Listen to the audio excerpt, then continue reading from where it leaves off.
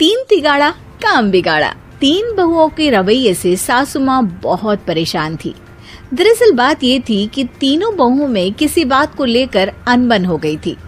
तब से ही तीनों एक दूसरे से मुंह फुलाए रहती थी। ना कोई सीधे मुंह किसी से बात करती, ना किसी का कहना मानती। पड़ोसी भी इस बात को जानते थे और जाने कैसे कैसे बातें भी करते। इसीलिए सासू माँ ने तीनों बहुओं को तुरंत अपने कमरे में बुलाया।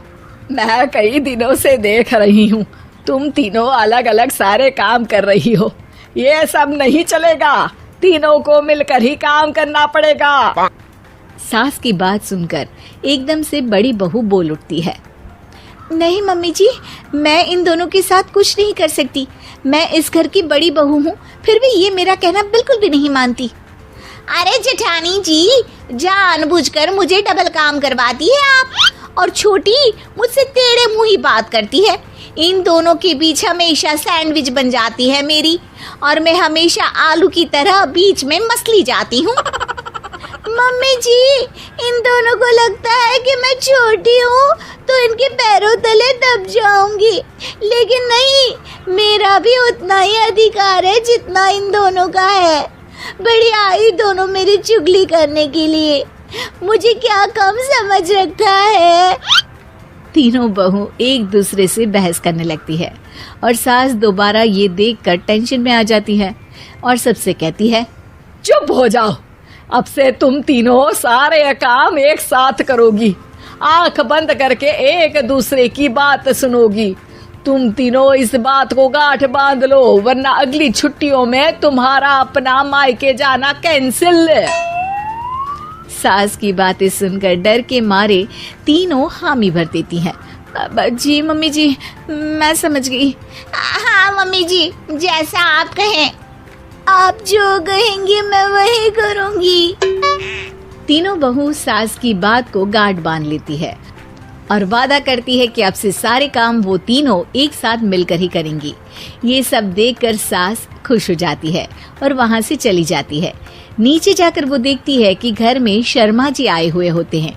सास जोर से आवाज लगाकर कहती है, अरे बहू, जरा चाय बनाकर तो लाना, शर्मा जी आए हैं। सास की बात सुनकर तीनों बहू तुरंत किचन की ओर भागती है और चाय बनाना शुरू कर देती है। मुझे तो एकदम मसाले वाली कड़क चाय पसंद है, तो हम शर्मा जी के लिए मसाले वाली चाय ही बनाएंगे। अरे नहीं दीदी, गर्मी के मौसम में मसाला चाय कौन पीता है? मैं तो शर्मा जी के लिए इलायची वाली चाय ही बनाऊंगी। ये कैसी बात कर रही हैं आप दोनों?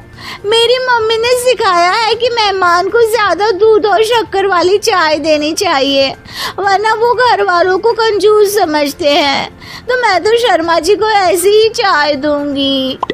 तीनों बहुएं अपने अपने तरीके से चाय में शक्कर, मसाला, पत्ती सब डाल देती है। उबलने के बाद तीनों मिलकर चाय बाहर लेकर जाती है और शर्मा जी और सासू माँ को देती हैं। चाय पीने के बाद शर्मा जी सासू माँ को देखकर शर्मा जाते हैं और शर्मिंदा महसूस करते हैं कि आखिर उन्होंने चाय पीने के लिए हामी क्यों भरी। सासू माँ भी चाय पीना शुरू करती है और कहती हैं, अरे बहू, ये कैसी चाय बनाई है? चाय है या मीठे दूध की बासुंदी?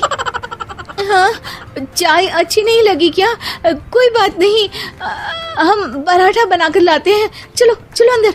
हाँ हाँ चलो, हाँ आती हूँ मैं भी। नहीं नहीं, मेरा पेट चाय ने ही चौपट कर दिया, वही काफी है। पराठे से पोपट नहीं करवाना, मैं तो चलता हूँ। शर्मा जी चुपचाप पतली गली से निकल जाते हैं। अगले दिन सास बहुओं से कहती है, अरे बहू, जाओ जाके ऊपर के गेस्ट हाउस की सफाई कर दो। कल हमारे यहाँ मेरे दूर के रिश्तेदार आने वाले हैं, तो पूरे कमरे को चमका देना, समझी? तीनों बहू सास की बात को मानकर ऊपर सफाई करने चली जाती हैं और तीनों कमरे की सफाई चालू कर देती है। बड़ी बहू मकड़ी के जाले साफ करती है, तो बीच वाली झाड़ू लगाना और छोटी वाली सर्फ डालकर जमीन धोना शुरू कर देती है। अरे दीदी, जेठानी जी, अभी मैंने पूरी फर्श धोई और आप फिर से धूल नीचे गिरा रही हैं। और मछली जेठानी जी, आप बिना झाड़ू की धूल यहाँ छटक रही हैं। अरे तीनों को साफ करना है।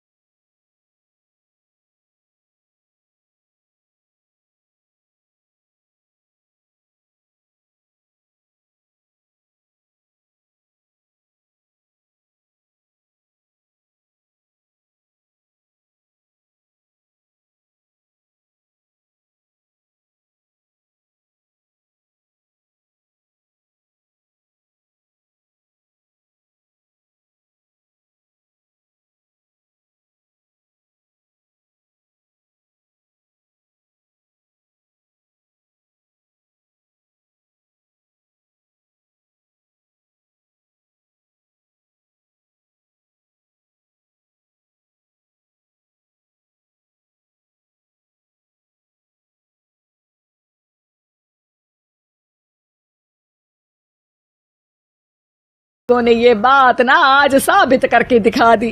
तुम तीनों को तो समझाना यानी मानो भैंस के आगे बीन बजाना है। तुम्हें अकेले अकेले काम करना है ना, तो अब से तुम अकेले ही अपना अपना काम करो। तीनों बहुएं वहां से जाने लगती है। अरे कहाँ जा रही हो? आप ही ने तो कहा कि अपना अपना काम करो, तो मुझे मुल्तानी मिट्टी लगानी है। अरे मुझे भी तो नेल पॉलिश लगानी है, मुझे ना मेहंदी लगानी है। सास अपना सर पीट लेती है और कहती है, अरे मुझे भी लगाना है कुछ। क्या माँ जी? क्या माँ जी? क्या माँ जी? तुम्हारे घर वालों को फोन तुम्हारी हरकतें बताने के लिए।